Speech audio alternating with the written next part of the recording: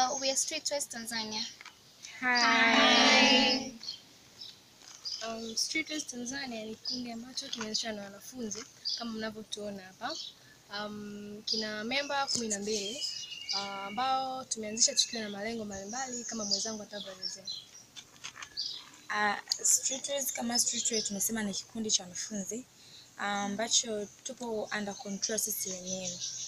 Tuna deal na vitu vingi, lakini kwa sasa hivi Streetwise kama Streetwise tumeweza kudeal na kitu kimoja cha kusaidia watoto yatima.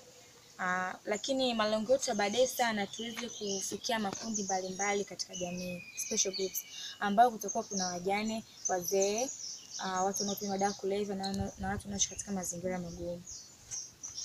Pia katika kikundi chetu cha Streetwise tunatengeneza different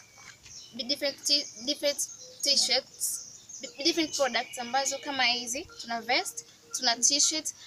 Yani kutengeneza hizi nguo ni kwa ajili ya kwa ajili ya kujiendeleza katika kikundi chetu. Kikundi kama kikundi lazima kiwe na malengo na challenge ambayo inakutana nazo.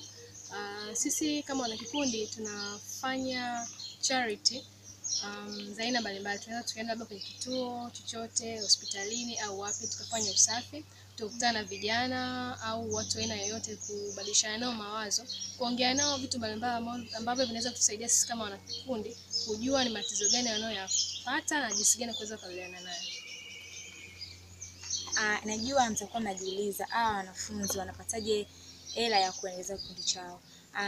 Streetwise na utaratibu kwamba kila baada ya mwisho wa mwezi lazima kila mwanachama alipe shilingi 5,000, na kila mwanachama ambaye anataka kujiunga, yani mtu anataka kujiunga Streetwise, lazima achangie shilingi 10,000. Kwa hiyo katika process ya kuuza ma t-shirt, singlet na cape, na kwa kutumia hiyo ada na huo mchango wa kuingilia katika kundi la Streetwise, tunasaidia sisi kununua vitu mbalimbali vya kusaidia watu, especially watoto yatima. Labda tunataka watoto yatima, tunanunua vitu mbalimbali, maana tunajua mahitaji ya madamu kama chakula, mavazi. Kwa hiyo hela tunayopata inasaidia sisi kununua vitu ili kuweza kutoa misaada.